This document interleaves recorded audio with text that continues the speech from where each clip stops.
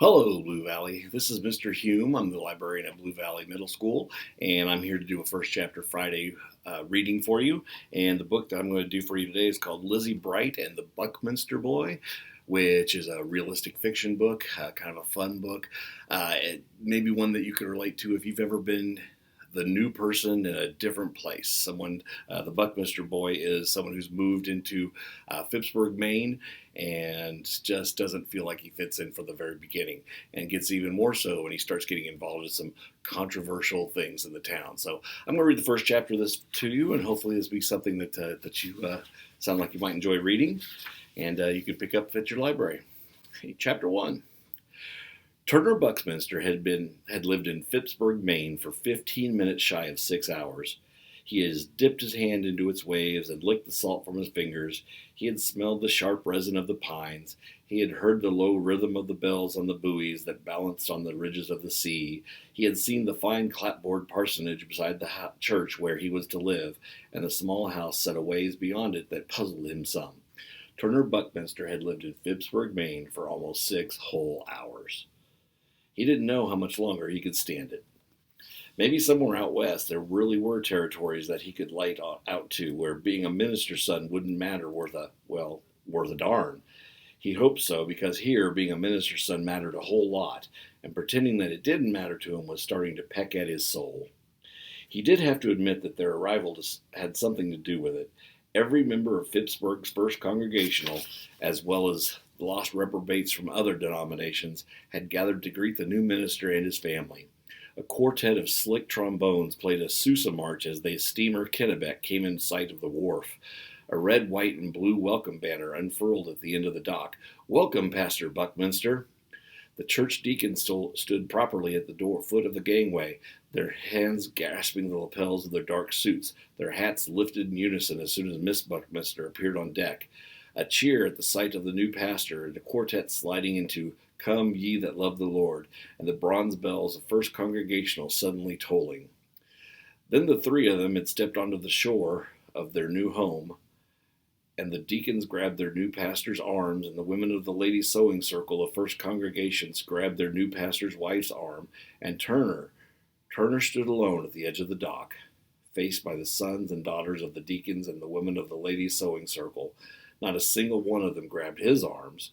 They looked at him as if he'd stepped into something they didn't want to be around. He held up his hand. "Hey," he said. But it appeared that what he had heard in Boston was true. Folks in Maine spoke a whole different language and didn't care for those who didn't speak it themselves. This was the first time Turner thought about lighting out for the territories.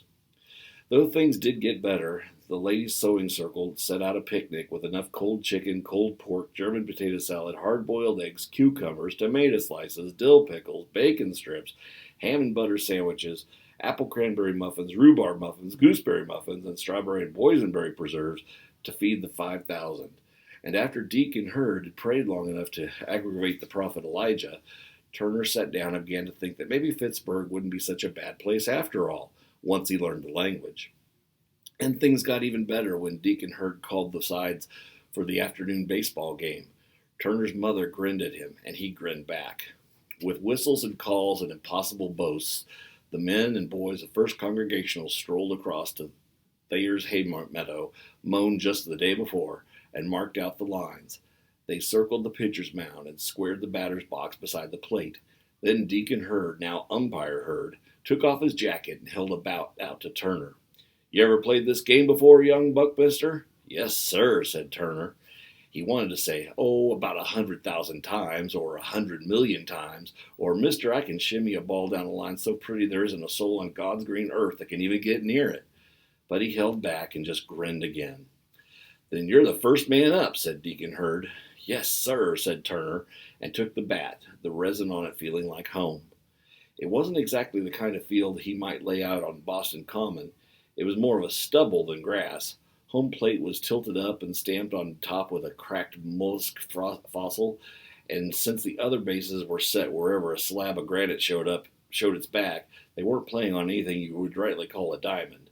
But Turner saw that the pines sidled awfully close to the left field line, and he could spin a ball to make it touch in fair, then scoot off into the trees. He imagined that would be at least a triple. and even the trees in the dead center were near enough for the sea breeze could take the ball into their branches if he could hit it high enough. And he could. Turner decided that the second time up he'd finesse the triple, but now, just to establish himself, he would double past the second baseman, who was playing too neighborly to a second base that was way too close to third. He stepped to the granite plate and took a couple of slow swings. He straightened his left leg and cocked his right.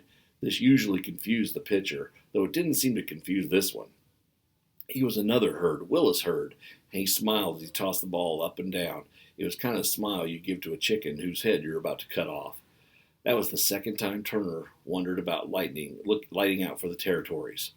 He stepped back and took two more slow swings, feeling the groove he left in the air. Then he stepped up again, set his left leg, fixed his eyes, and waited for the quick swing of the pitcher's arm, the flashing slant of the ball through the blue and white air. It never came. Willis held the ball a long while, still smiling, then slowly leaned forward, swung his arm down low, and lofted the ball into a high arc. Turner had never seen anything like it. The ball went about as high as a young pine, then turned, slowly spun its seams once or twice, and sauntered on down until it bounced softly on the granite plate. "Strike one!" hollered Deacon Hurd. Turner looked at him. Was that a pitch? That was a strike. It landed on the plate. That's what a strike will do. I thought you'd said you'd played this game before. Let's see another strike, said Turner. And he did. Another high, lofting ball. No human being had ever pitched like that before, Turner decided.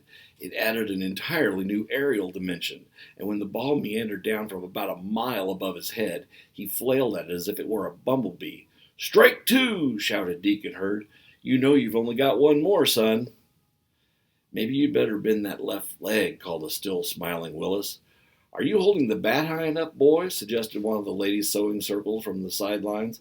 She turned to another in the sewing circle. "I don't think he's holding the bat high enough. He's not holding that bat high enough at all. It's too heavy for him." Turner stepped back from the plate and let the bat swing and blow a couple times. He wouldn't go for the double, just a single. Somebody clapped, and when he looked up, it seemed that every member of Phippsburg First Congregational was standing on the lines, figuring that he hadn't any idea what he was doing. Willis waited a moment, letting Turner settle in, and Turner wondered what Willis's smile would look like if the ball went crashing back into his face. Maybe that wasn't something a minister's son should want to see, but he did want to see it. He was almost startled that he wanted to see it so badly. He took another couple of swings, and then he straightened his front leg and waited. "You sure you don't want to bend that leg? You'd balance better," suggested Deacon Hurd. Turner did not move. He waited with that bat held over his shoulder, absolutely still, and Willis looped the pitch up at him. It must have peaked somewhere in the stratosphere, because this time it came down screaming. Turner watched it come. He wanted it to come. The ball was big and fat, getting bigger and fatter, and he knew that when he swung it just right, the second he would shoot it out to center. He would feel it pop against his wrists, and he would watch it leap as he trotted easily to first, rushing, waiting, swinging. And the ball dropped onto the granite plate, bounced up against his knee, and plopped back down onto the plate, and rolled still against his ankle. "Strike three!" yelled Deacon Hurd. "Bend your front leg next time," offered Willis. "You'll catch on, Turner. Next time you'll catch on," called Reverend Buckminster, and turned, laughing, to one of the deacons who had thumped him on the back. Turner looked away from his father. He handed the bat to Deacon Hurd and sat down on the grass. No one else struck out the rest of the inning. No one else struck out the rest of the game except Turner. He could never time the descent of the ball. It always seemed to cheat on him. In Boston, baseball was honest. The pitcher threw as hard as he could. The ball came flat and fast, or maybe spinning into a curve, but still fast. Here it just seemed to hang around in the currents of the air until it found the convenient moment to plop against the granite plate. No matter how he timed the thing, he was always off, and the most he could manage was a weasel of a hit that looped back into the pitcher's glove. "Good, Turner. You got it back to me," said Willis. "That's the way," added Reverend Buckminster.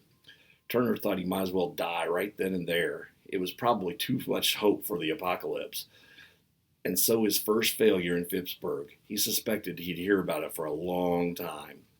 That first night, while the congregation sat around the hay meadow eating the ice cream that Mr. Newton and Mrs. Newton and all the little Newtons had brought up from their grocery store, he heard about it from the ladies' sewing circle.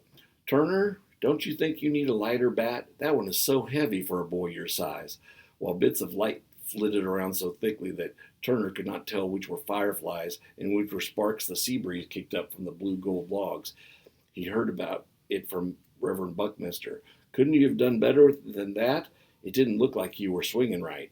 And while the fire burned low and the moon came up silver on the hay meadow, he heard about it from Deacon Hurd. "Son, maybe Willis can show you how to stand up to the plate sometime. You be sure to ask him." Turner nodded.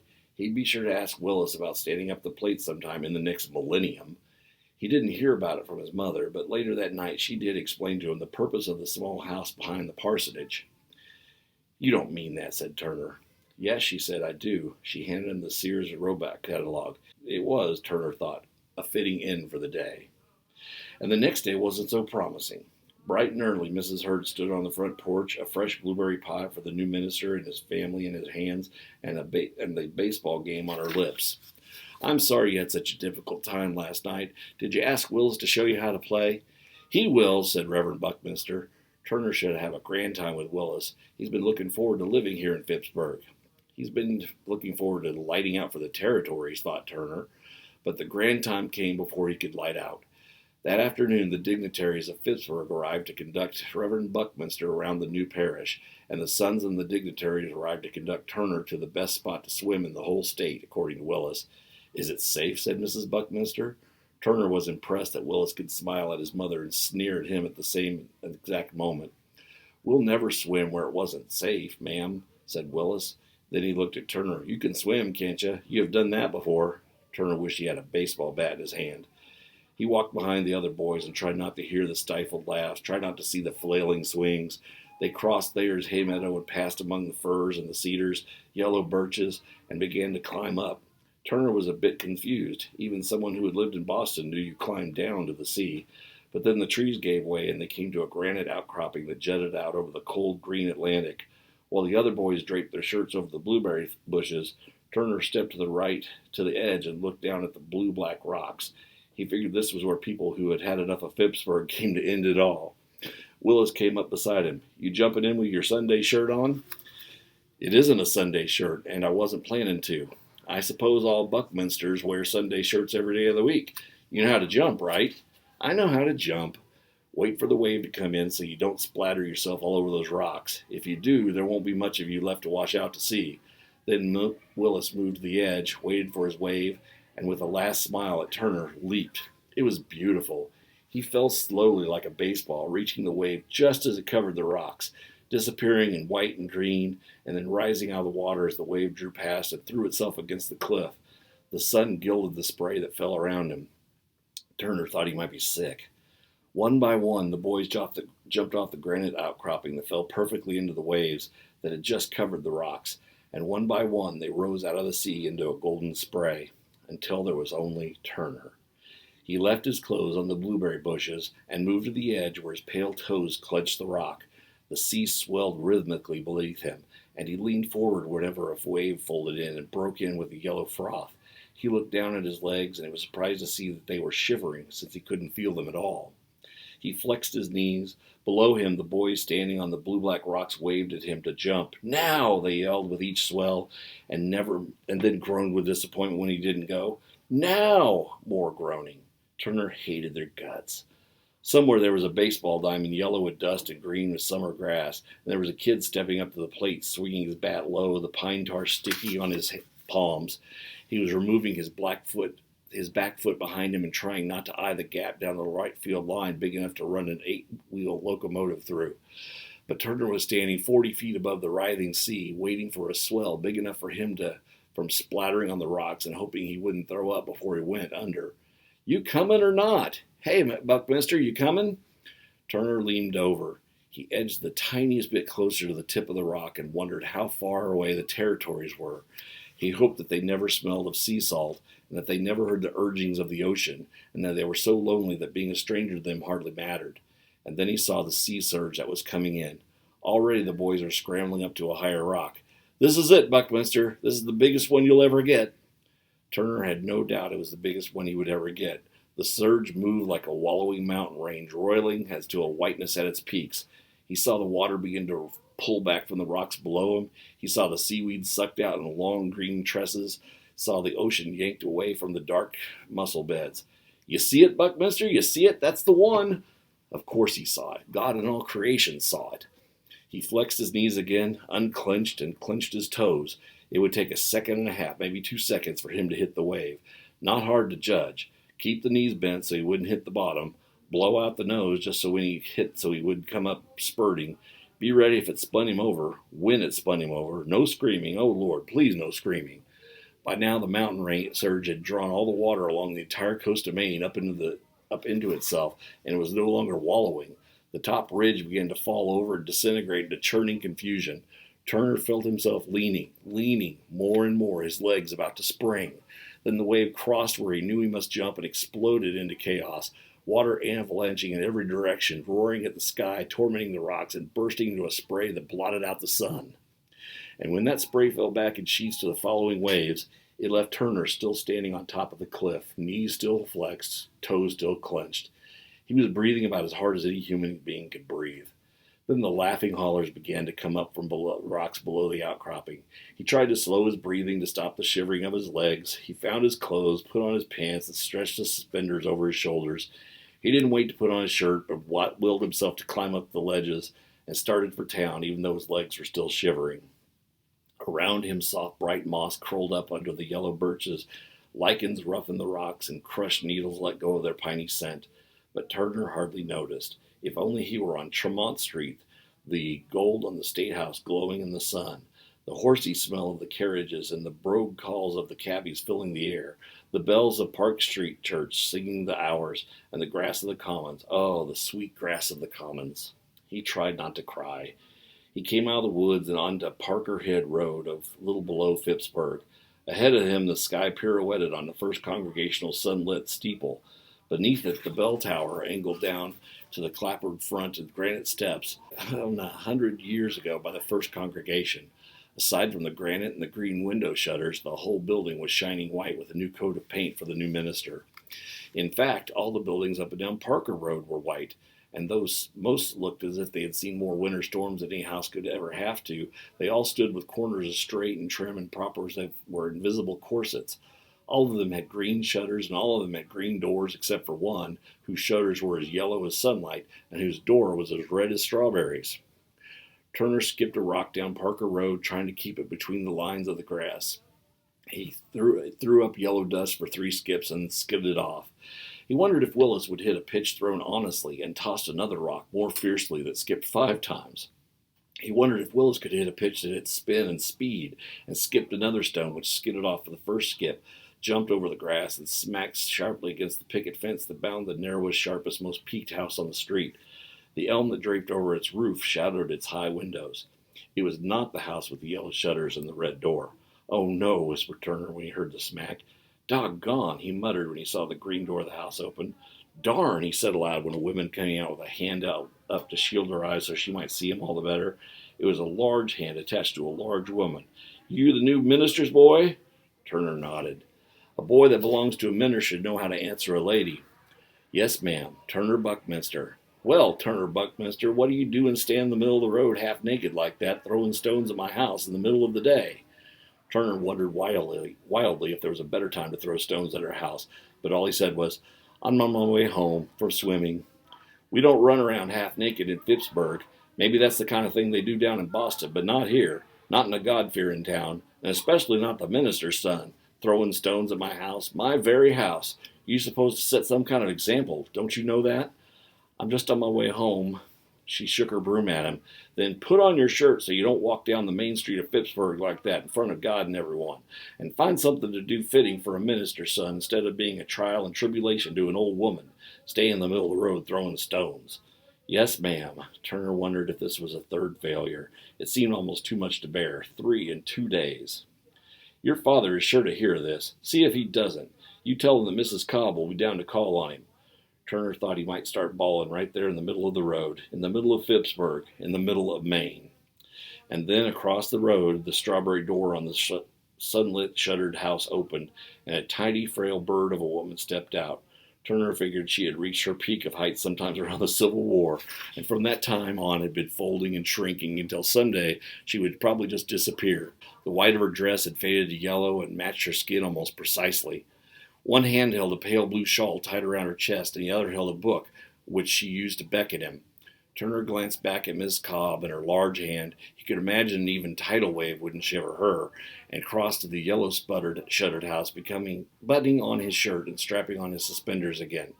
Turner Buckminster, she said, her voice with dry rustling of fallen leaves. Turner Buckminster the third. Well, you'd never mind that, Mrs. Cobb. He heard the green door slam across the street, heard the gate of the picket fence open and shut, felt a disapproving presence move behind him like a wave frothing up the street to the parsonage. Yes, ma'am. She's more thunder than lightning. I'm more a cloud, a wispy one. Miss Elia Hurd, mother of the present deacon. She held her hand out, and Turner went up to the steps to take it. It felt as dry as her voice, like one of those pastries with layers that flake off, thin as paper. Turner! His father, coming up Parker Street in the custody of the town dignitaries. Since he was smiling, Turner figured he had, who knows how, missed the thunderous Mrs. Cobb, and that God had given him at least a brief reprieve, which he deserved after the last 2 days, not to mention the Sears Roebuck catalog. Come along with me, Reverend Buckminster called, his arms out and gesturing. Mrs. Elia Hurd looked at Turner, her head a little to one side, her old eyes as pale as her shawl. Her lips parted, closed, parted again, and then she said to what he had never expected anyone else in the wide world to say. So, Turner Buckminster the third, she asked, when you look through the number at the end of your name, does it seem like you're looking through prison bars? Turner fell back one step. She came closer and laid her hand against his cheek. He did not move. Sometimes, said Turner softly, I just want to light out. Oh, yes, said Mrs. Hurd, her hand still on his cheek. I do, too. Just light out for the territories. And suddenly, Turner thought he could smell sweet grass. This instant, called Reverend Buckminster. The sea surge that had drawn up the coastal waters of Maine poured past the cliffs and tore along the ragged coast. It covered the high rocks, dry for more than 3 months of high tides, all the way from Small Point up to Harpswell.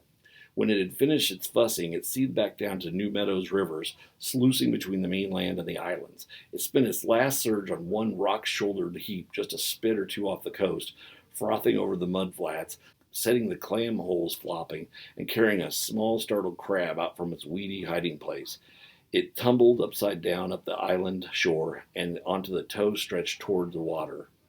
Lizzie Griffin, who belonged to that toe, grinned at the crab's frantic timings as it tried to sort out claws and legs. Its shell was so pale that she could see the mess of the inner workings. Another almost spent wave come up from behind and tumble it off, claws and legs to be sorted out again. Lizzie plucked her toe and the rest of her foot out into the covering mud and slowly backed up the shore, letting a wave catch her and cover her ankles, then moving her away some until she was a thin line of gravelly sand that marked the reach of the water. She looked out of the thrusting tide, clenched her toes into the loose sand, and smelled the salty, piney air. At 13 she was, as her grandfather liked to remind her, 1 year older than the century, and so a good deal wiser. Too wise to stay on Malaga Island, he said, but she planned to stay there forever. Where else, after all, did the tide set a pale crab on her toe? She turned and scrambled up to the outcroppings, picking up the hatchet that was to have been splitting kindling all this time. But she could hardly help it if there was something so much better to do, like watching the tide come in. She balanced the hatchet on her finger, and as she walked, carefully kept herself under it while her feet guided her through the scrub and tripping roots. While she came to the pines that stood as close to the ocean as they could and still reached sweet water, she tipped the hatchet into the air, caught by the handle, and swung it back over her shoulder. She set her eye on the heart of a youngster pine, and flashed its hatchet through the scented air. It tumbled up over and into itself in jerks, like a crab caught in a ripple, until it slapped high up into the trunk. Lizzie looked around to see if anyone might be nearby, half wanting to show off, half wanting to be sure that no one had seen Pritchard Griffin's granddaughter throwing a hatchet around.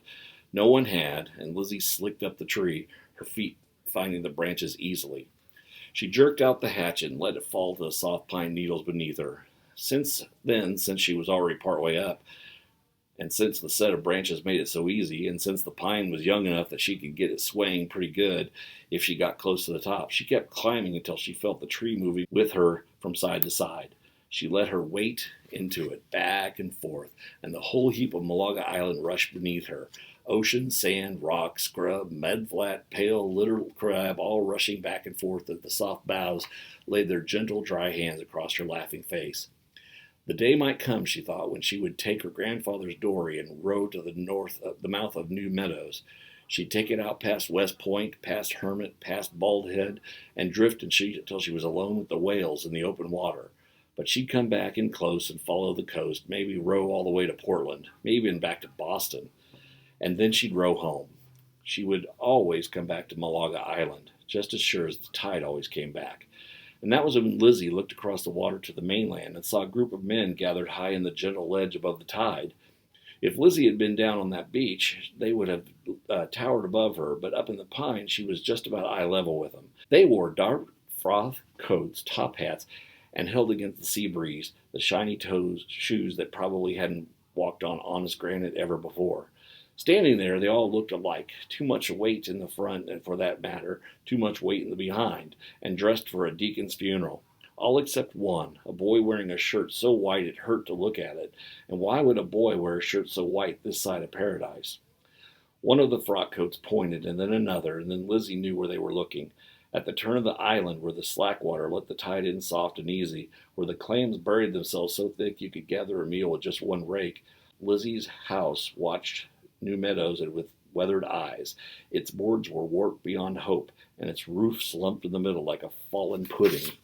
And there wasn't a house in Phippsburg where she'd rather live. The afternoon bell of First Congregational tolled, and one of the men turned his eyes towards Phippsburg. When he looked back, he saw Lizzie. He said something to the others, who turned with him and stared, some smiling. Then he pulled back the side of his frock coat and laid his hand on the pistol it had hidden. The gorged sound of their laughter stained the sea breeze that came in over the tide. So we've got a young boy who's just moved to a small town in Maine and is about to meet a young girl who loves being there while he can't think of going anywhere else. Hope you enjoyed that. If you would like to read the rest of the story, go to your library and pick up Lizzie Bright and the Buckminster Boy. Thank you for listening.